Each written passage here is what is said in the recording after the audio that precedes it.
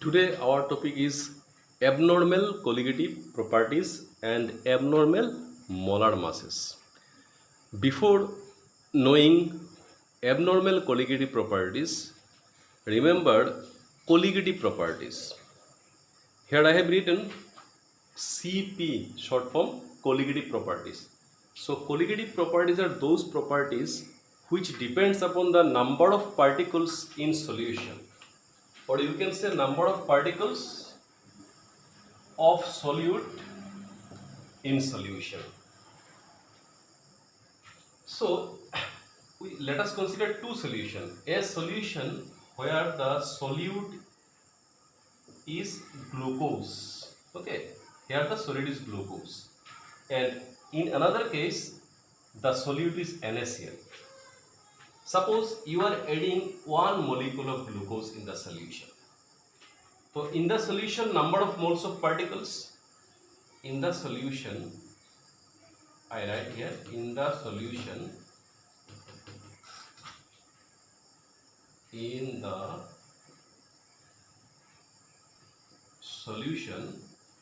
number of particles equal to 1 mole, suppose, because we added 1 mole glucose. Now in case of NaCl, suppose we added 1 mole NaCl.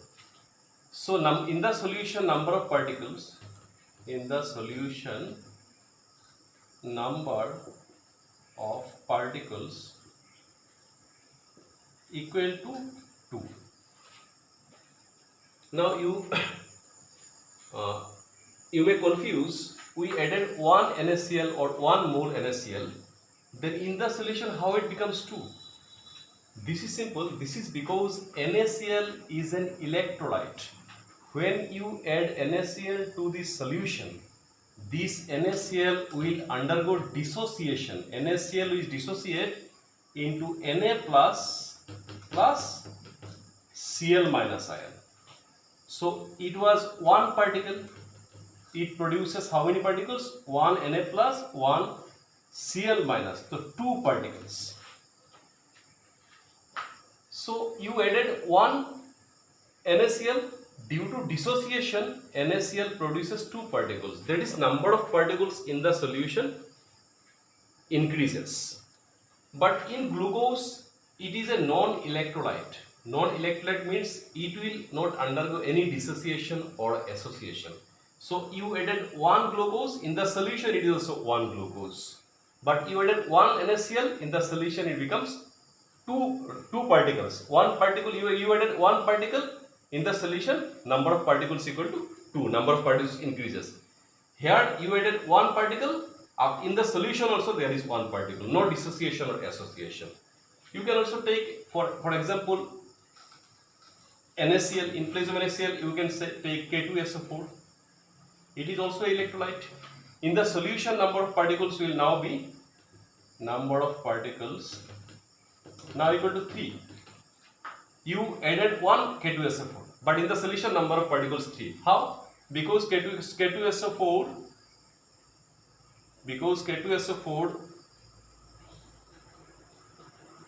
just a minute, K2SO4 deposit like this, K2SO4, so not deposits, dissociates like this, 2K plus SO4, 2 minus.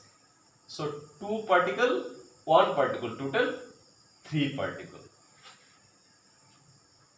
Now then the colligative properties, there is experimental colligative properties, or you can say observed colligative properties, will vary or will differ from the theoretical colligative properties widely, and you will get abnormal colligative properties.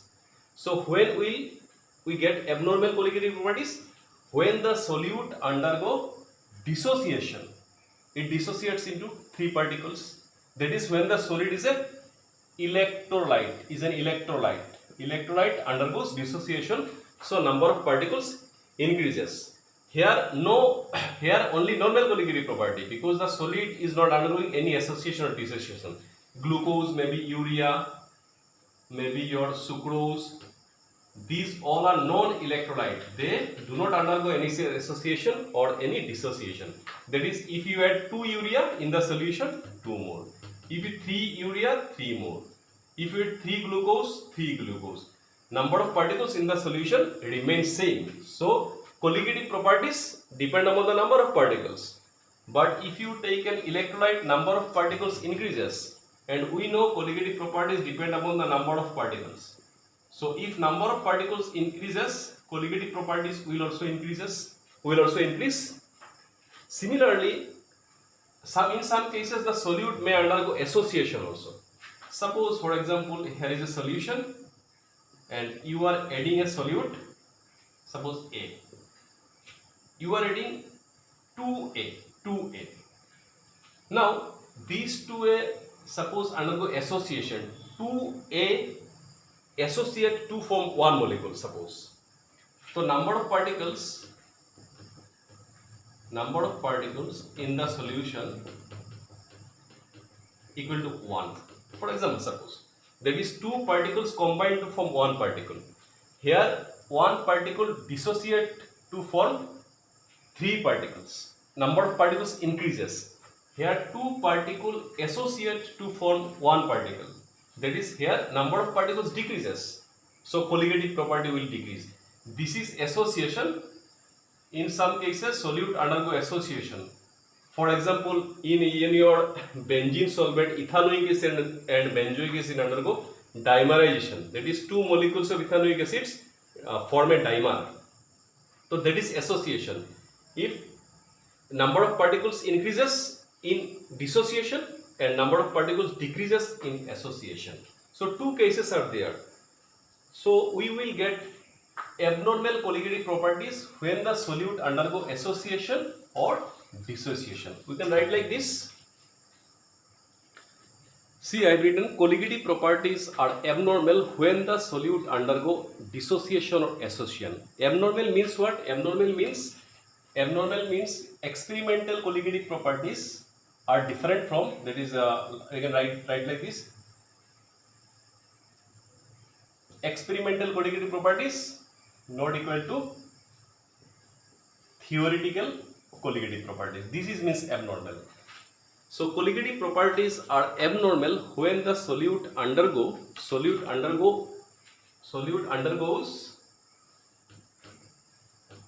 dissociation or association. Now dissociation is shown by electrolytes like NaCl, K2SO4. When there is electrolyte, then dissociation will be there. So we know that colligative property is inversely proportional to molar mass of the solute.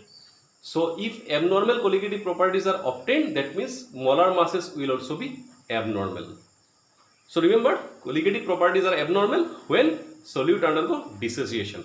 Abnormal means experimental colligative properties are different from theoretical colligative properties.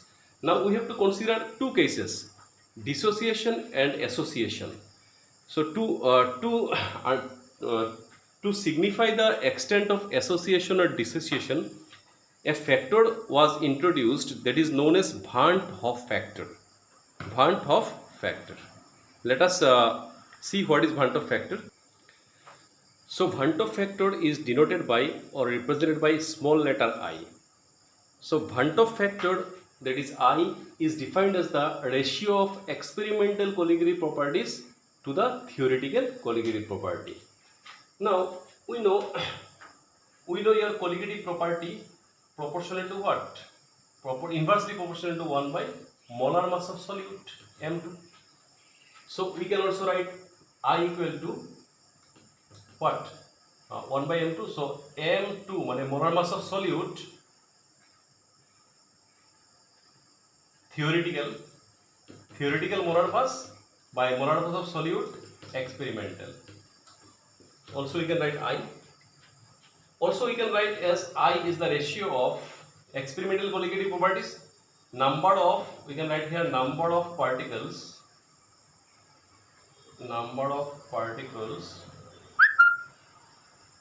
after dissociation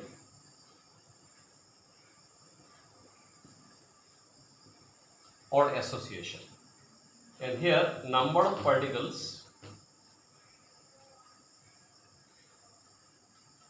before dissociation or association. This is used in numericals also. Remember this, I equal to number of particles after dissociation or association by number of particles before association or dissociation. Now, if the solute undergoes dissociation, that is number of particles will increase. So for dissociation,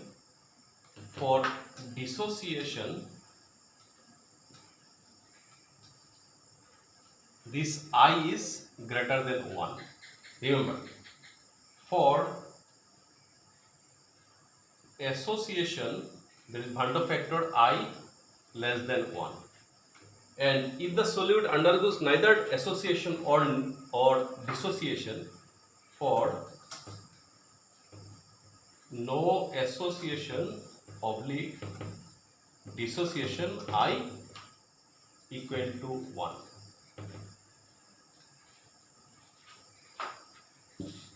So Van't factor for dissociation of solute is greater than 1. For association of solute, I less than 1. And if there is no association or dissociation, then I equal to 1.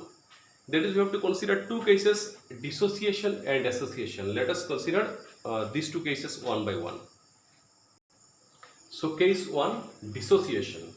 So dissociation is shown by electrolytes, that is NaCl, KCl, etc. Now as we have seen, that is for dissociation, Van't factor I is greater than 1.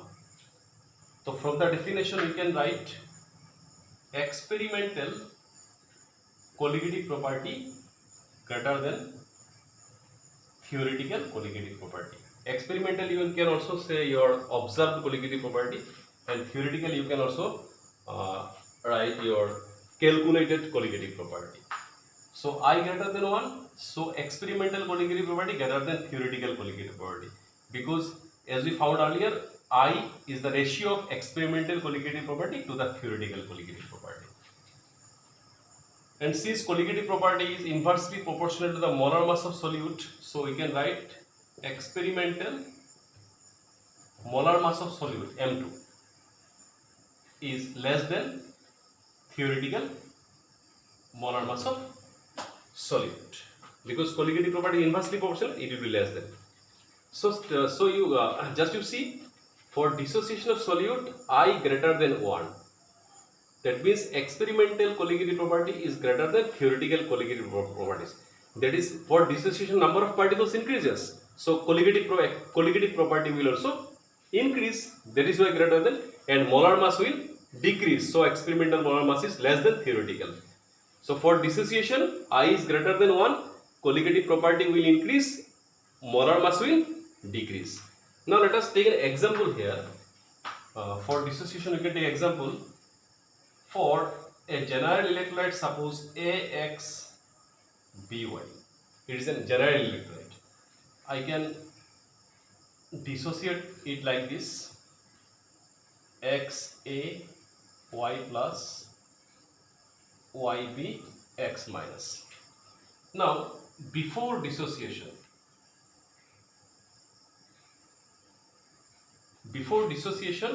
number of particles 1, it is 0, 0. After dissociation, 1 minus alpha. Alpha is the degree of dissociation. This is your X alpha, this is your Y alpha. Therefore we can write Van't factor I equal to, from definition, number of particles after dissociation. This is after dissociation, 1 minus alpha plus X alpha plus Y alpha. And in the denominator, number of particles before dissociation, 1 plus 0 plus 0. Before dissociation always 1, so 1 plus, you see 1 plus 0 plus 0. So we can write I equal to 1 minus, suppose alpha plus alpha we have taken common, X plus Y minus 1, and here 1. So we get I equal to 1 plus alpha x plus y minus 1. So we can write alpha equal to I minus 1 by x plus y minus 1. This is required in numericals. Numericals also this is required. So this is the case of dissociation. Now we can take some examples also. For example, if we take your in case of ax by, take an example of suppose your NaCl source, for example NaCl. So it is Na plus Cl minus. Now you see, before dissociation 1 0 0. After dissociation 1 minus alpha 1 sorry alpha alpha. Okay, so alpha plus alpha, this is 1 plus 1 minus 1. We can write here like this, 1 plus alpha, isn't it? I equal to 1 plus alpha. This is one of the cancel, 1 plus alpha. Now we are getting I equal to 1 plus alpha per NaCl. Now here alpha is called degree of dissociation. So if we consider degree of dissociation, there is if the solute undergoes complete dissociation. If we consider complete dissociation, then there is alpha equal to 100%. 100% means 100 by 100, that is 1. If we consider complete dissociation, that this alpha will be 1. So this will be 1. 1 plus 1 equal to 2. So for NaCl, Ventov factor is 2. If we consider complete dissociation, that is alpha equal to 1. So see, NaCl produces 2 particles, Na plus and Cl minus, and Ventov factor is also 2. So remember, we have to consider 100% association or complete dissociation we have to consider. Now case 2 is your association. Just the reverse, for association I is less than 1. So we can say number of particles decreases, that is experimental colligative property will also decrease, will be less than theoretical colligative property. Therefore experimental molar mass will be greater than theoretical molar mass. So we can say in association Ventov factor I is less than 1 and experimental colligative property greater than theoretical colligative property. That is, the colligative property will decrease and experimental molar mass will be less than theoretical molar mass. That is, molar mass of the solute will increase in case of association. Let us take an example. Suppose we consider this association Na is a compound. Suppose association undergo association to form this An. So like earlier in case of dissociation, we can write before association always number of particles 1, it is 0. After association 1 minus alpha, it is alpha by n, where alpha is degree of association now. So we can write I equal to as from definition, after association 1 minus alpha plus alpha by n after association. Before association 1 plus 0 always 1. So we can write I equal to 1 minus alpha plus alpha by n. This is also required in numericals. Actually this portion is required for numerical solutions. So this is the case 2, this is association, and case 1 is dissociation. Now if we take some examples for dissociation, let us take some example here. So I have written here NaCl. For NaCl undergo dissociation like this. NaCl Na plus Cl minus. So NaCl gives 2 number of particles. So Ventov factor is 2. K2SO4. K2SO4 decomposes like this. 2K plus SO4 2 minus. So you see 2 particle one particle, 3 particles. So Van't factor is 3. Al2SO4 decomposes like this: 2Al3 plus 3SO4 2 minus. So you see 2 particles plus 3 particles, 2 plus 3 5. So Van't factor is your 5. MgSO4 Mg2 plus SO4 2 minus in the solution. So 1 particle, 2 particle. So remember, these are Van't factor considering complete dissociation. This is for complete dissociation.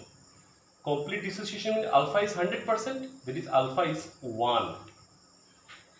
So for complete dissociation, Van't factor of NaCl is 2, for K2SO4 3, for aluminum sulfate 5, and for MgSO 2.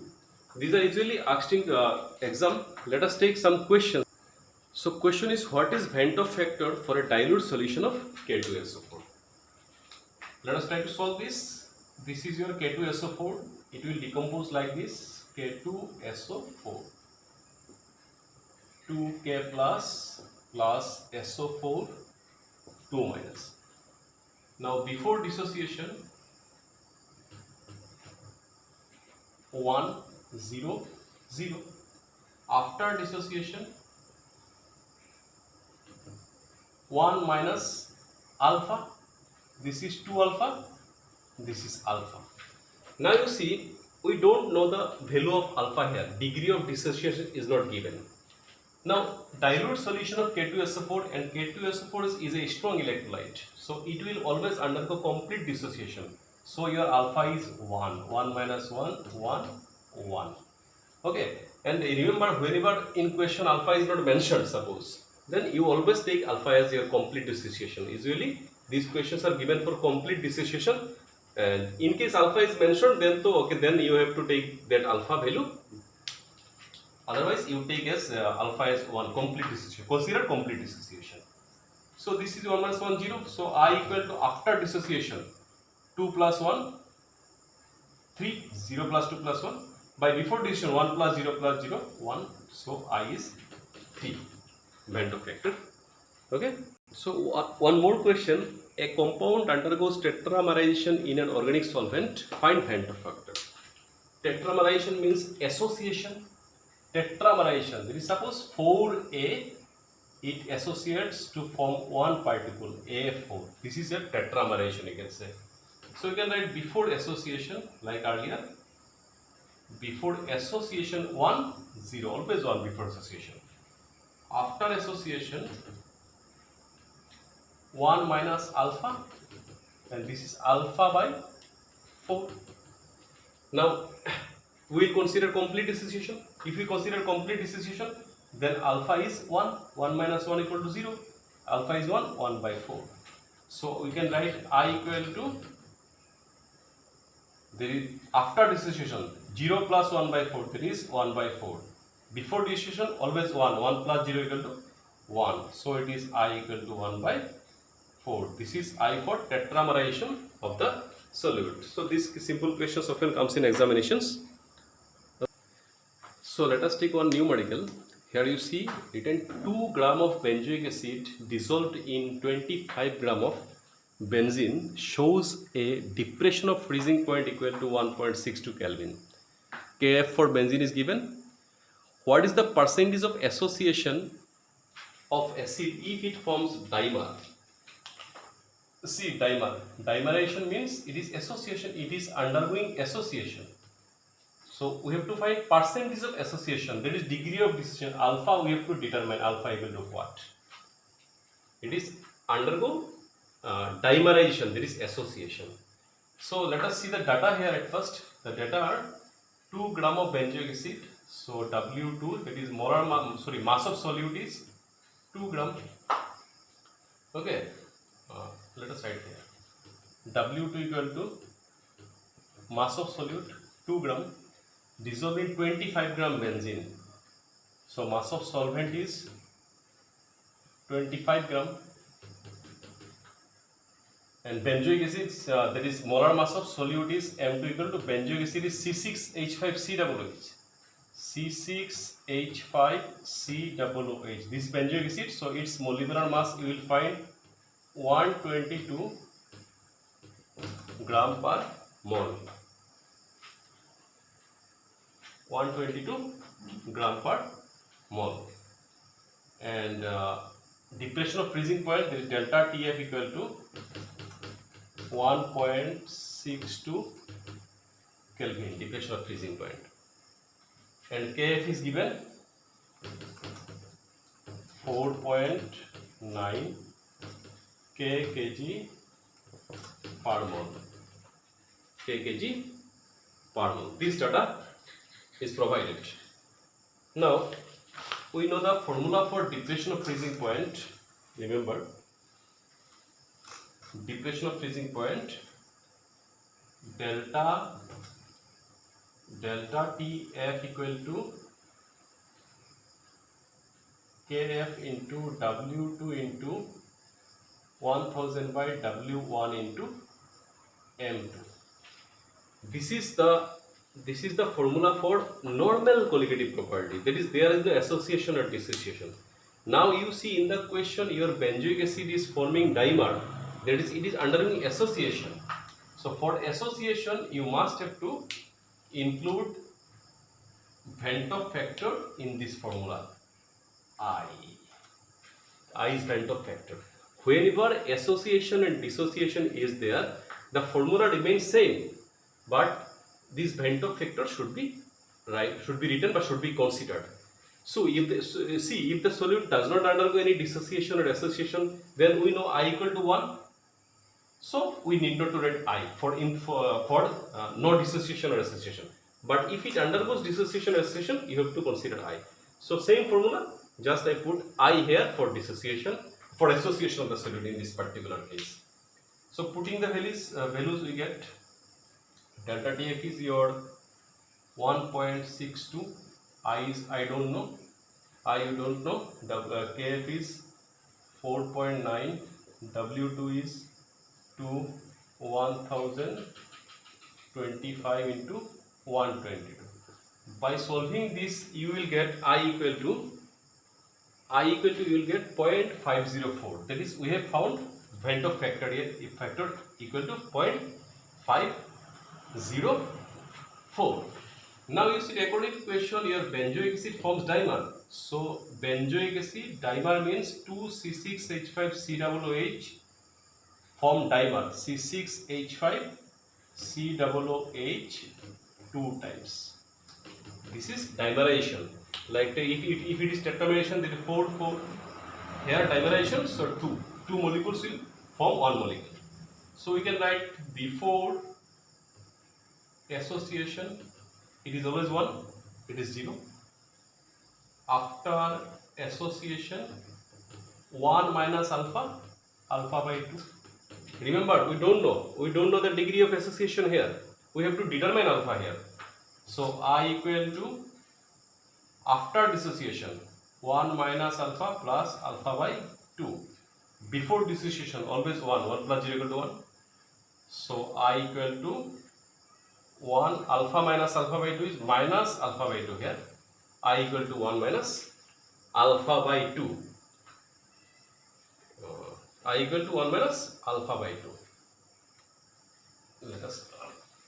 Let us see next.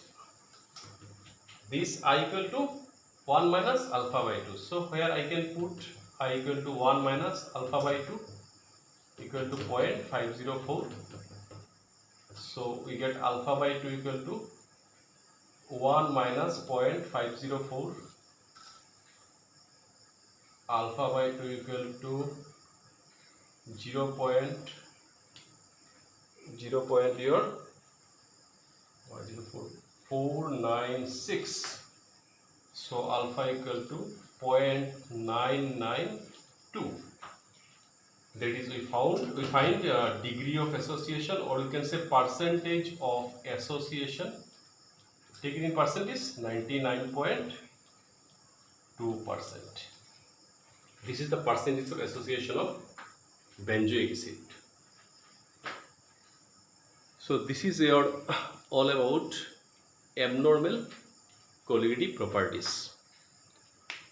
Okay.